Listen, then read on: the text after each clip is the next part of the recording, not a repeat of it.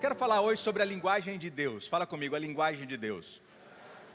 Hebreus capítulo 10, verso número 1 diz assim: porque tendo a lei a sombra dos bens futuros. Então diga para mim, quando eu olho para trás, na Bíblia, eu vejo a lei. Eu vejo antes da lei. E quando eu olho para frente, eu vejo a graça. Diga, mas a graça é uma realidade daquilo que ficou para trás. Daquilo que ficou para trás, não. Daquilo que está lá atrás. Então diga, a lei é uma sombra. Diga, a graça é uma realidade. Diga, mais um completa o outro. Diga, sem a graça, eu não entendo a lei. E diga, sem a lei, eu não vou entender a graça. Amém, irmãos? Então, a Bíblia é um conjunto.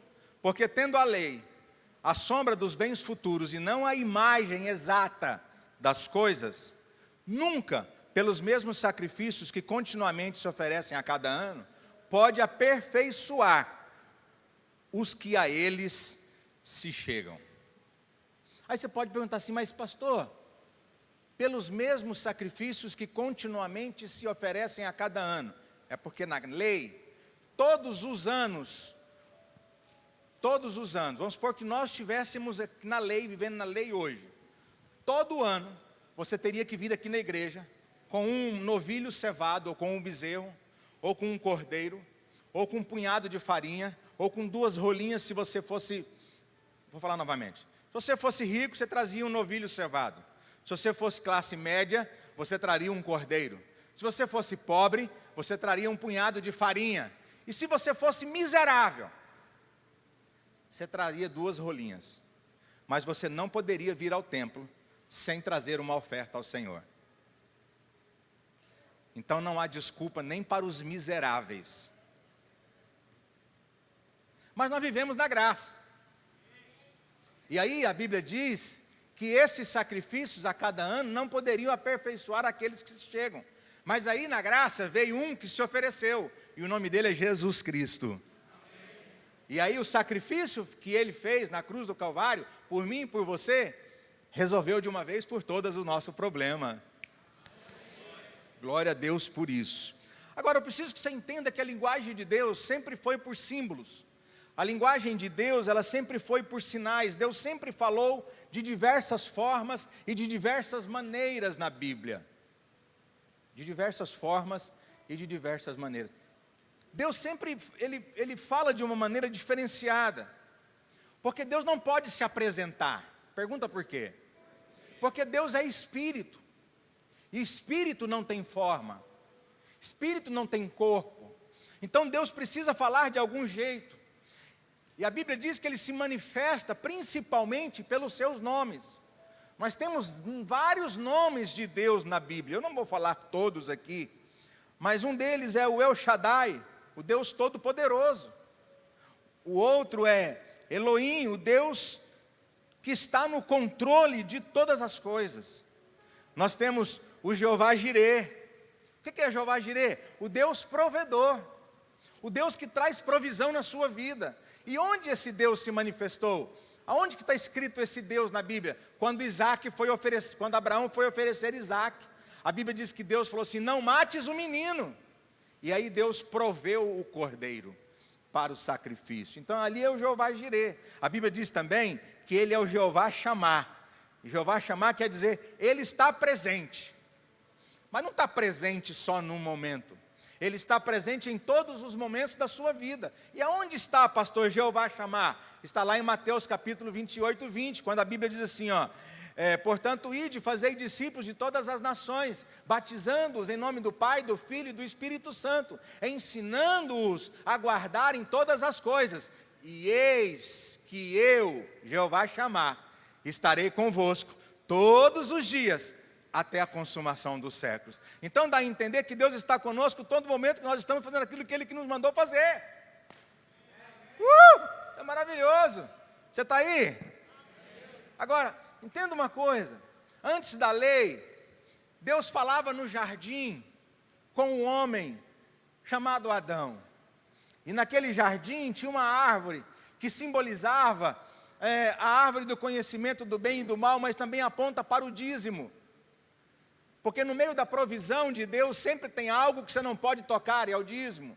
No jardim também, escuta, aliás, antes da lei, Deus falava não só com Adão, Deus falava com os patriarcas. Deus falou com Abraão, Deus falou com Isaac, Deus falou com Jacó. Na lei, saiu-se os patriarcas de cena, e entrou também agora um homem que era um tipo de Cristo. O que é tipo de Cristo, pastor? É alguém que é a figura. Lembra do versículo que nós lemos? Que a lei é a sombra. Então, Moisés era um tipo de Cristo. Deus levantou Moisés como um tipo de intercessor para tirar o povo do Egito e colocá-los na terra de Canaã. Então, Deus na lei falou através dos profetas, através de Moisés. Deus falava e direcionava o seu povo através da coluna de fogo no deserto, através da nuvem. Por onde a nuvem se locomovia, as pessoas seguiam, sabendo que aquilo era a direção de Deus. Era tão fácil se essa nuvem pairasse sobre nós hoje, né? E aí você saía de casa e falava assim: Espírito Santo, para onde eu devo ir? Aí a nuvem ia andando e você ia atrás da nuvem. Seria mais fácil, sim ou não? Seria bom ou não? Claro que não. Chega de nuvem, você tem o Espírito Santo que habita dentro de você e ele fala contigo. Diga: nuvem é coisa do passado. Ah não, vocês estão tão... Se vocês ficarem assim, eu vou pregar 1 hora. Fala: nuvem é coisa do passado. Pronto. Deus usava figuras, Deus usava na lei o cordeiro como símbolo de Cristo. Era uma forma de Deus falar. Os sacrifícios, o cordeiro que era oferecido, ele simbolizava Cristo. Deus falava através do tabernáculo, Deus falava, e lá é interessante que na época da lei, tem uma figura muito interessante, muito interessante. Antes da lei tinha o jardim, na lei tinha um monte. O povo ficou no pé do monte. Moisés e Josué subiram até o meio do monte. Quando chegou no meio do monte, Deus estava falando através de relâmpagos, de trovões. Deus fala. É engraçado lá em casa, quando está chovendo e dá um relâmpago, aí alguém fala assim: Deus está bravo, Deus está falando aí. Mas a Bíblia diz isso. A Bíblia diz isso, que Deus falava através de relâmpagos, trovões. E aí o povo disse assim: nós não vamos subir lá, nós estamos com medo. E o povo ficou no pé do monte. E aí sobe então Moisés e Josué. No meio do monte, Moisés fala para Josué: fica aqui, que eu vou lá no topo do monte falar com Deus. São figuras. Na graça agora, no Novo Testamento, a partir do Evangelho, nós também temos um jardim.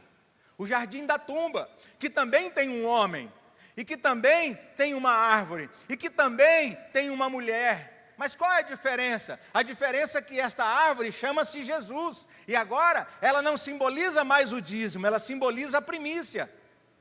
E existe o jardim e existe a mulher, e quando a mulher, chamada Maria, vai tocar em Jesus, ele diz: epa, trocando em palavras, não faça como Eva e pegue do fruto e coma.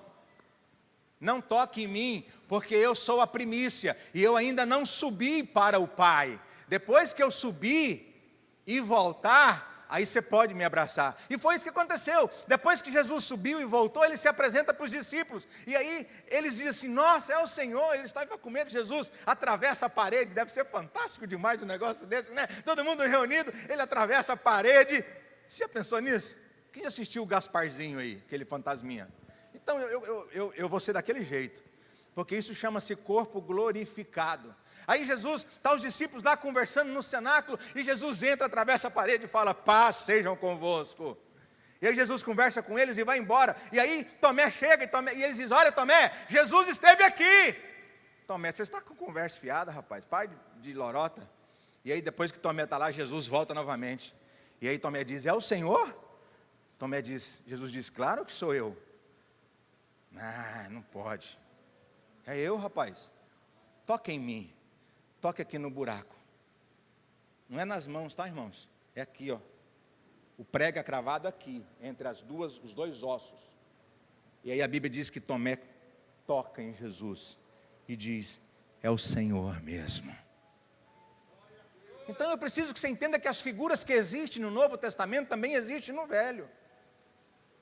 Existe o monte também, o mesmo monte que tem na lei também tem na graça. A Bíblia diz que Jesus vai com os 12 discípulos para o monte do Getsêmani. 9, 10, 11, 12. 9 ficam no pé do monte. 9. É que eu pensei que ia falar 8. Mas 9 ficam no pé do monte. No meio do monte está lá Pedro, Tiago e João e Jesus, que agora é o intercessor, assim como Moisés, que é uma figura de Cristo. E aí Jesus vira para os 3 discípulos e dizem: fiquem aqui, que eu vou mais adiante falar com o Pai. A diferença é que Moisés chegou e Josué estava lá com a espada na mão, pronto. Quando Jesus volta, estavam os 3 dormindo. Cutuca seu irmão, fala para ele: acorda aí, irmão.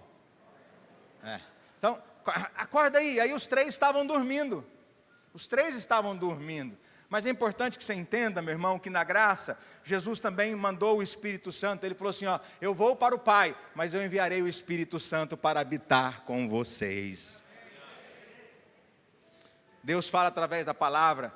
Deus fala através dos pastores. Hebreus capítulo 11, verso número 13, a Bíblia diz assim, ó: obedecei aos vossos pastores. Ei, pastor não é para mandar na sua vida não, mas quando um pastor fala algo para você, você tinha que ser como eu e a pastora Keila. Quando meu pastor me falava alguma coisa, eu tremia. Não sei se o Haroldo era assim.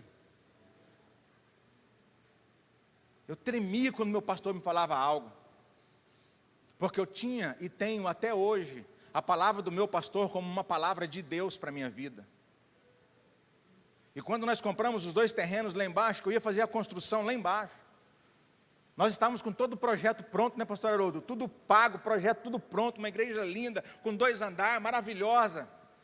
Fui lá na igreja do meu pastor, no pastor Oswaldo, cheguei lá, abri a planta para ele, abri o projeto, coisa maravilhosa. E eu falei assim: eu vou até levantar com o meu pastor uma oferta para me ajudar. Ele bate na mesa e fala assim: para com esse projeto, vende esses terrenos, constrói lá onde você está.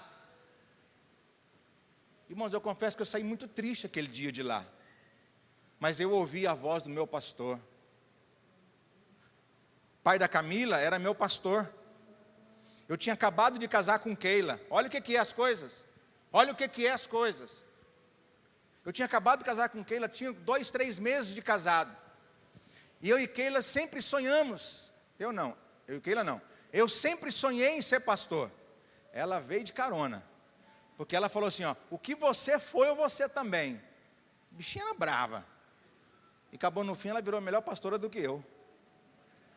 E aí eu fui todo feliz no Bispo Camilo, e falei: Bispo Camilo, ora comigo com a pastora Keila, nos abençoa. Ora comigo com a Keila, nos abençoa. Nós estamos indo para Goiânia para fazer seminário, nós vamos ser pastor. Ô glória! É boa ideia ou não? O coração estava legal ou não? Sabe o que ele falou para mim? Não, vocês não vão.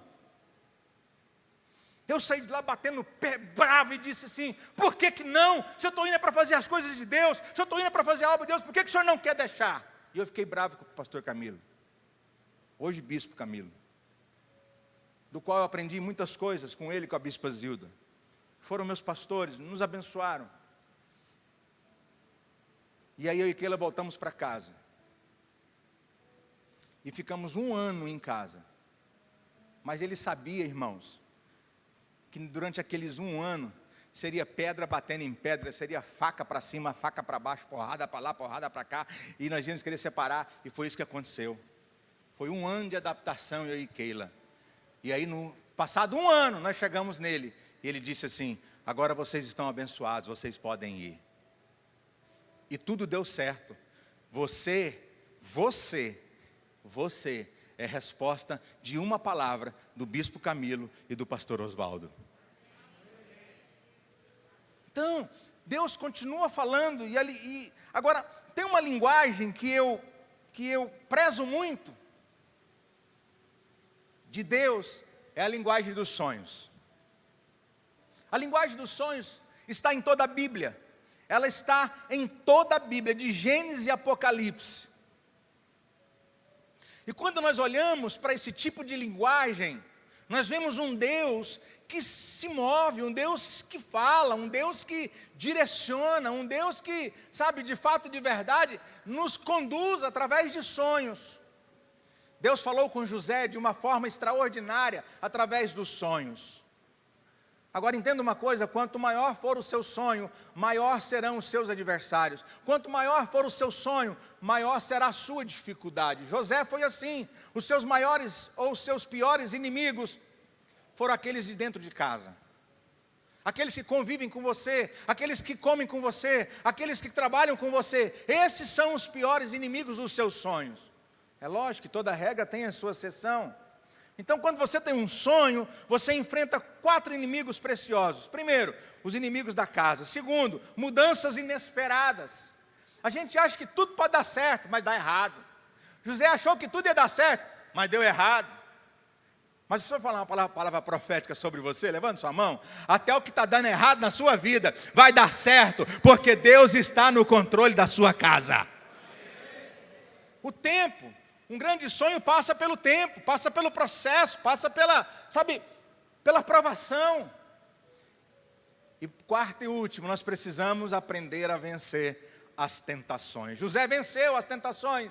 José venceu, como disse o pastor Haroldo aqui, a mulher de Potifar, que não era uma qualquer mulher. Não era. Mas José venceu as tentações. Pastor, e o que eu preciso fazer para conquistar os meus sonhos? Pastor, o que eu preciso fazer para conquistar os meus sonhos? Primeiro, você precisa crer firmemente nas promessas de Deus. Afião. Parece que eu estou num cemitério hoje. Você precisa crer firmemente nas promessas de Deus. Irmão, será que é o frio? Firmemente. Efésios 3:20 diz o seguinte: ora, aquele que é poderoso para fazer infinitamente mais, além daquilo que podemos pensar ou imaginar, segundo o seu poder que opera em nós. Deixa eu dizer algo para você, se foi Deus que prometeu, Ele vai cumprir. Se foi Deus que prometeu, não tem tempo, não tem tentação, não tem processo que resista. Creia, creia, creia, Deus vai cumprir as promessas dEle na sua vida. Ele vai cumprir. Ele vai cumprir. Então guarde a sua mente dos ataques malignos. Guarde o seu coração. Guarde as pessoas. Guarde-se das pessoas com as quais você convive. Não tenha dúvida. Foi o que o pastor Haroldo disse aqui quinta-feira. Não tenha dúvida. Quando eu ouvi aquela profeta com 17 anos colocar a mão na minha cabeça e eu chorando, achando que eu ia morrer, ela colocou a mão na minha cabeça e disse: ah, meu filho, você é um vaso separado para o Evangelho, para as coisas de Deus, você vai pregar o Evangelho em todo mundo. E eu preguei, já viajei por todo, não vou falar os 4 cantos, porque até hoje eu não sei se a terra tem 4 cantos. Fizeram uma pergunta dessa para mim, eu não sei responder. Mas deixa eu dizer algo para você, não deixe a dúvida entrar no seu coração. O que duvida é semelhante à onda do mar, diz Tiago lá no capítulo 5, que é agitada de um lado para o outro. A onda, irmão, ela está no meio do mar, ela está na beira da praia, ela está de volta, ela vai, ela vem, ela vai, ela vem, ela te dá um caldo, ela te derruba, ela deixa de ser tonta, ela enche suas costas, ela rala suas costas na areia, ela enche sua boca de água, a água sai pelo ouvido, a água sai pelo nariz, a água sai pela boca, você toca. Então, quem está com dúvida, está desse jeito. Não sabe o que faz, para onde vai, o que fazer. Ei, querido, eu estou aqui para liberar uma palavra profética. Crê nos sonhos que Deus tem para você. Crê nos projetos que Deus tem para você. Não deixe a dúvida entrar no seu coração. As coisas que Ele prometeu, Ele vai se cumprir. Segundo, aprenda a passar pelo processo de provação. Aprenda a passar pelo processo da provação. Diga, os meus sonhos serão provados. Claro, irmão, Deus quer saber se o teu sonho está alinhado ao sonho dEle.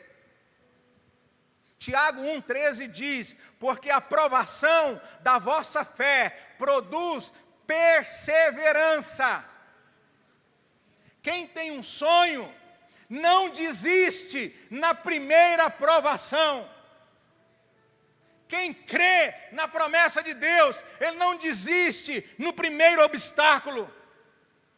Agora eu pergunto para você, quantos sonhos que você teve que já ficaram para trás? Você tinha um sonho de ser um advogado, você tinha um sonho de ser um engenheiro, mas começou a faculdade e parou. Você tinha um sonho de casar, mas ficou escolhendo demais, ninguém te escolheu. Você tinha um sonho de ter um carro, mas você se contentou com uma moto.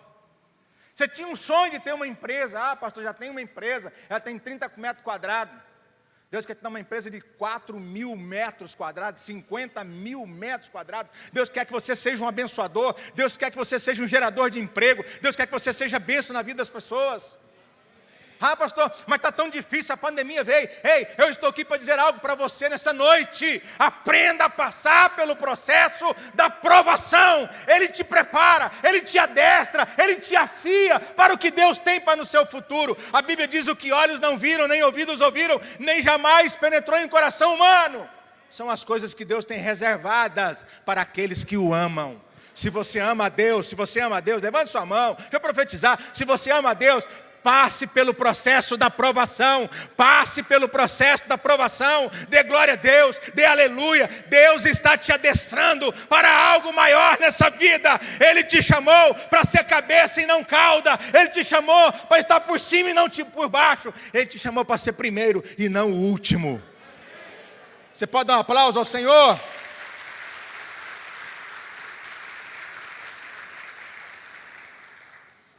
Jesus perseverou. No Getsêmani, ele suou gotas de sangue. Irmão, você não tem noção o que é descer o morro do Múmia.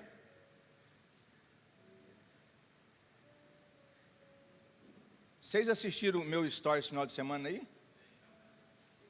Você não tem noção o que é entrar no buraco do Jaime. O Anderson foi lá buscar a moto dele hoje à tarde. Ele me mandou uma mensagem para mim: "Ô pastor, estou num medo, sozinho no meio do mato aqui, um monte de bicho gritando." Você não tem noção o que é descer o Múmia. O Múmia é 1.000 metros descendo assim, ó. Não é descendo assim não, é descendo assim. Ó, que você monta na moto e vai descer, você fica assim. Se você der uma freadinha no freio dianteiro, a moto levanta a traseira e você passa por cima. E passa por cima de você. E aí um dia eu cheguei na beira desse Múmia e falei assim: hoje, Múmia, eu desenrolo você dessa faixa e eu vou descer esse negócio. Hoje eu desço o Múmia sem descer da moto. Sem descer da moto. Sabe por quê? É perseverar. Tem gente que desiste. Jesus, mesmo suando gotas de sangue, ele não desistiu. Ele não parou. Ele disse assim: eu tenho que morrer, mas eu vou morrer. Eu não quero morrer, mas eu vou morrer. Paulo disse assim: olha, combati o bom combate, cumpri a carreira, guardei a fé, estou pronto para ser oferecido como oferta. Meu irmão, persevera. O processo de provação vai te preparar para algo maior nesses dias. Terceira coisa, saiba que tudo coopera para o bem daqueles que amam a Deus. Não é que tudo coopera para o bem daqueles que Deus ama, não. É para aqueles que amam a Deus. Romanos 8:28 diz isso. Todas as coisas cooperam para o bem daqueles que amam a Deus, daqueles que são chamados segundo o seu propósito. Se você está aqui nessa noite, é porque Deus te trouxe para ouvir essa mensagem. Se você está aqui, é porque Deus quer falar com você. Deus quer direcionar você, Deus quer falar com você, Deus quer: pastor, mas a luta está demais. A Bíblia diz que Ele não permite sobre nós provação, até nisso Ele é fiel, Ele não permite sobre nós provação maior do que a gente possa suportar. Você está aí, irmão? Tudo coopera para o seu bem. Pastor, mas nada está dando certo. Você que pensa. Você que pensa que está dando errado. Porque Deus, irmão, Ele não trabalha do meu jeito, do seu jeito. Deus trabalha de acordo com o jeito dele. Quando você pensa que está dando certo, o negócio está errado. Quando você pensa que está dando errado, o negócio está dando certo. A nossa visão é limitada. Deus enxerga o seu ontem, o seu hoje e o seu amanhã. E Ele sabe o que é melhor para mim e para você. Então, ainda que as coisas estejam difíceis, levanta a mão, eu estou a fim de profetizar. Ainda que as coisas estejam erradas, ainda que está tendo tudo difícil, ainda que você não está conseguindo se encaixar na igreja, ainda que você está perdendo algumas coisas, ainda que a sua empresa está, meu funcionário saiu, me colocaram na justiça, pastor, eu perdi o emprego, pastor, escuta, meu irmão, tudo é tudo. A Bíblia diz que tudo coopera para o seu bem. E Deus está no controle de todas as coisas. Você pode aplaudir Ele?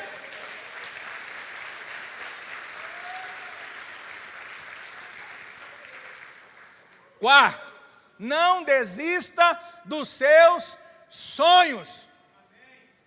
Cutuca seu irmão, fala para ele, não desista dos seus sonhos. Fala para outro, não desista dos seus sonhos. Colossenses 1,17 diz, porque dele, por ele e para ele são todas as coisas. Nós cantamos aqui, né? Porque dele, por ele, para ele são todas as coisas. Desafinei? Falando que eu vou aprender. Né, Nicole? Eu vou aprender. Porque dele, por ele, para ele. Então não desista. Pelo amor de Deus, não desista. Teve um dia que eu entrei no banheiro e comecei a chorar sentado. E chorando. E eu falei assim, eu vou desistir de tudo. Minha mulher chegou para mim e falou assim, levanta, meu bem. Não desista. Não desista. Teve um dia que eu cheguei em Cuiabá sem ele nem beira. Minha mulher tinha acabado de ganhar neném. Maria Eduardo tinha acabado de nascer. Maria Eduardo estava com 3 meses. Meu irmão, eu sei que a gente ama filho, mas a minha vontade era pegar a Maria Eduardo e jogar no lixo. Era dar ela para alguém. Era pôr ela num internato. Porque a Maria Eduarda chorava de dia e de noite, 24 horas. Qualquer coincidência é mera semelhança. Ou qualquer semelhança é mera coincidência. Mas nós fomos descobrir que ela chorava não é porque ela queria chorar. A gente chora porque quer chorar? Não. Mas Eduardo, toda vez que ela mamava, ela tinha refluxo. E o esôfago dela ficava queimando, então é por isso que ela chorava.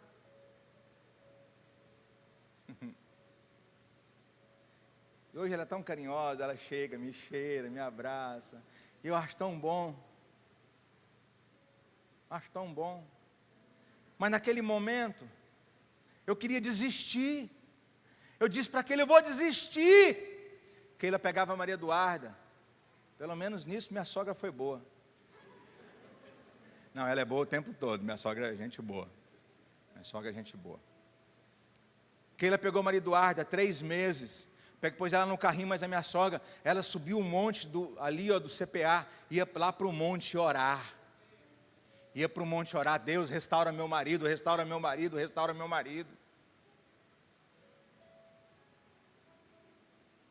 Por que vocês acham que eu amo a minha esposa e faço tudo o que ela quer? Porque quando todo mundo desistiu, quando eu queria desistir, ela disse, não desista. Deus tem algo maior para nós. Aí quando ela ficou doente, ela queria desistir. Eu vou desistir, eu vou acabar com a minha vida. Eu dizia para ela, se você morrer para mim vai ser pior. Olha os nossos filhos, como que eles vão viver? Sabendo que a mãe deles, suicidou-se. Não faça isso. Se você me ama, se você ama nossos filhos, não faça isso. Mas eu estou doido, eu estou acabando com tudo. Não desista. Eu não vou desistir, eu estou com você, eu não vou desistir de você. E eu ficava do lado dela 24 horas por dia. Carla teve que ter sido demitida da nossa casa. Carla era a nossa secretária. Minha sogra foi mandada embora de casa. Ficou só nós em casa e eu cuidava do menino. Eu levava o menino para a escola. Ei, marido, você que reclama das coisas. Eu levava meus filhos para a escola. Eu conversava com os professores. Eu dava banho neles. Nós fazíamos comida. Nós lavava roupa. Nós lavava o banheiro. Nós limpava a casa. Nós não reclamávamos. Hoje a mulher pede para você fazer um café, você reclama.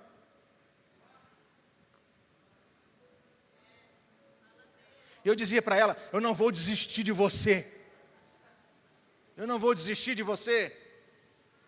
Não desista dos seus sonhos. Eu tenho propriedade para dizer para você: não desista dos seus sonhos. Essa luta vai passar, essa tempestade vai passar, esse processo vai acabar.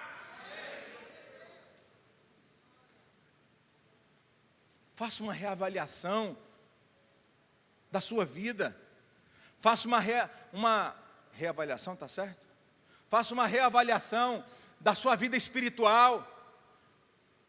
Faça uma reavaliação da sua vida ministerial. Faça uma reavaliação de como está a sua vida na igreja. Faça uma reavaliação como você está como marido, como esposa, como filho. Estabeleça metas, objetivos, a curtos, a longo prazo. Estabeleça uma data para você alcançar os seus objetivos.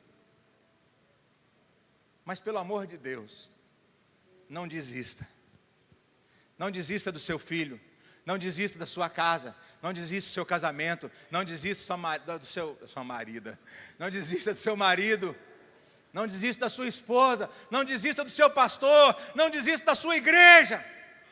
Não desista do seu ministério. Não desista da sua empresa. Não desista da tua vida. Ainda tem saída. Ainda tem solução. Deus ainda é Deus e Ele vive.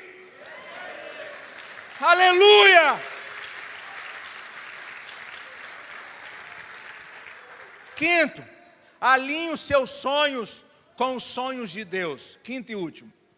Alinhe os seus sonhos com os sonhos de Deus. Alinhe os seus sonhos com os sonhos de Deus. Ana, todos os anos, ia para Jerusalém. Se dobrava diante de um altar. Ia na igreja de um pastor beberrão. Ia para a igreja de um pastor gordo. Ia para a igreja de um pastor cego. Ia para a igreja de um pastor que não ouvia a voz mais de Deus. Ia numa igreja que os filhos desse pastor tinham relações sexuais com as mulheres em cima do altar. Ia para uma igreja de um pastor que os filhos dele comiam e roubavam dinheiro das ofertas. Mas ela dizia assim: Deus, eu quero um filho. Eu quero um filho. Meu sonho, Deus, é ter um filho. E a Bíblia diz que ela chorava tanto, que ela orava tanto, que esse sacerdote, esse pastor, não sei nem como é que é o nome que eu dou, olhou para ela e falou assim: ei, sua bêbada, o que você está fazendo aqui? Não é lugar de você beber não. Sendo que ele não fazia o que tinha que fazer. Tem muita gente que é bom para cobrar o que não faz. Tem muita gente que é bom para cobrar da vida do outro o que ele não consegue fazer na sua própria. Só dando um recado aí, tá? E Ana está lá chorando. Agora deixa eu dizer uma coisa para você. Você está numa igreja que tem muita gente que diz assim: ah, aquele pregador é uma bênção. Sabe quem é bênção, irmãos? Bênção é quem você conhece a vida dele. Bênção é quem você conhece o caráter dele. Bênção é quem que é quem ora por você todos os dias. Bênção, sabe quem que é? Quem faz a ligação, que põe alguém para ligar para você. Quando a pastora Keila liga para você, é eu ligando. Quando a Cris liga para você, é eu ligando. Quando o pastor Haroldo vai na sua casa, é eu te visitando. Quando o pastor Arley está lá intercedendo, é eu intercedendo. Bênção é quem você conhece, convive e conhece o caráter, como trata a família, como trata os filhos. Eu posso falar que meu pastor é uma bênção. Só posso falar por ele e por mim. Porque eu sei a minha vida. E vocês todos aqui também conhecem.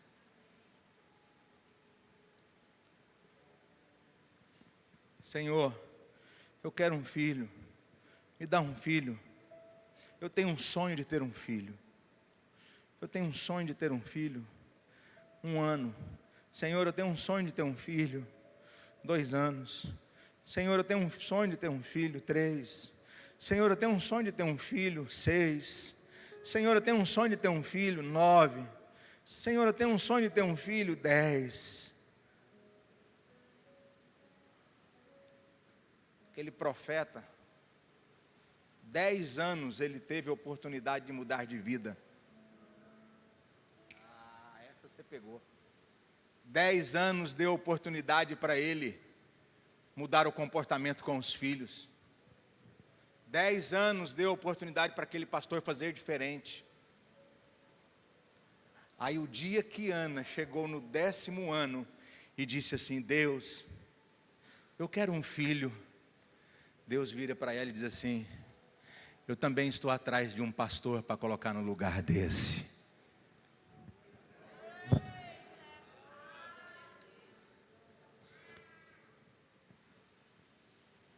Eu também quero um profeta. Eu também estou precisando de um homem de Deus. Deixa eu falar para você que quer ter um filho e que não está vindo. Acalma.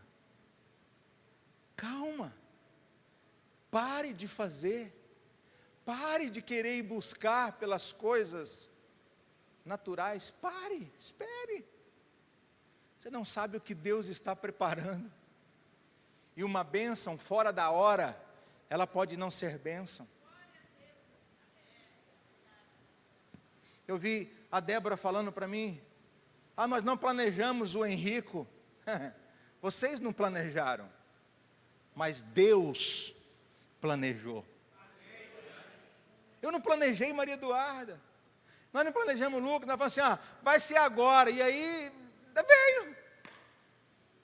vem no tempo. O que eu estou aqui para dizer para você, querido?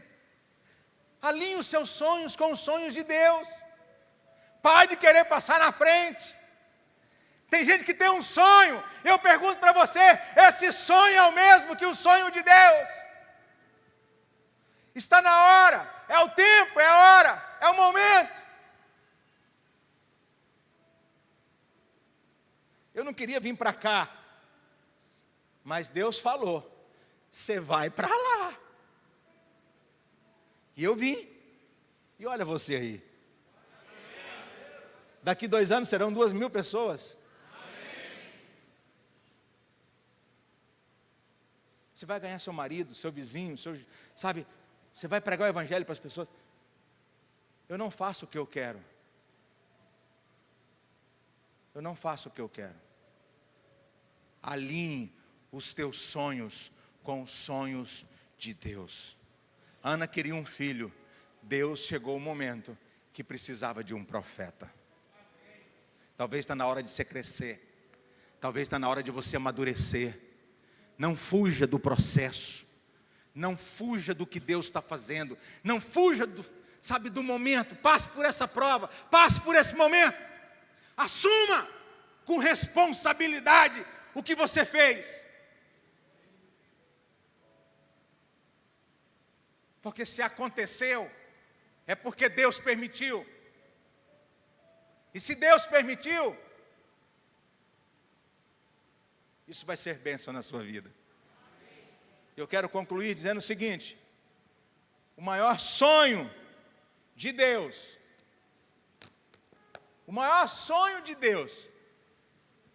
é reconciliar o mundo com si mesmo. O maior sonho de Deus é reconciliar o mundo com si mesmo.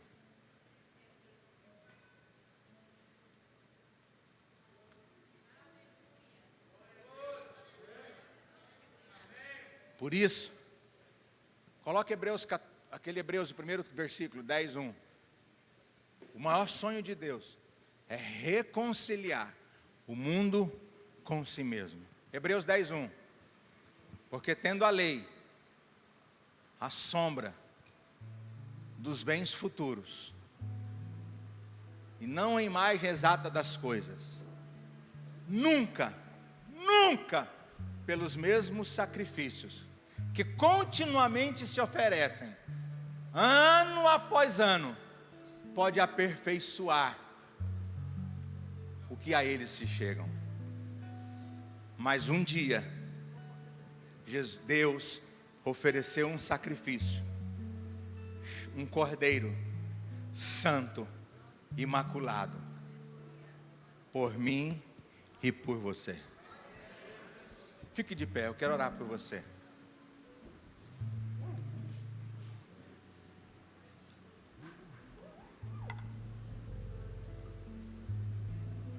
E esse Jesus que morreu na cruz do Calvário, Ele morreu por mim, Ele morreu por você. E morreu por quê? E para quê? Para realizar o sonho de Deus, me conectar novamente a Ele. É por isso que não existe mais cordeiro, é por isso que não existe mais tabernáculo, é por isso que não existe mais jardim, é por isso que não existe mais templo. E é por isso que Ele disse que os verdadeiros adoradores adorarão em espírito e em verdade. E eu quero encerrar essa mensagem aqui, fazendo uma pergunta para você. Você quer aceitar a Cristo? Ou aceitar a obra que Ele fez na cruz do Calvário, para te dar uma nova direção para a sua vida? Se você quer, levante a sua mão e eu vou orar por você.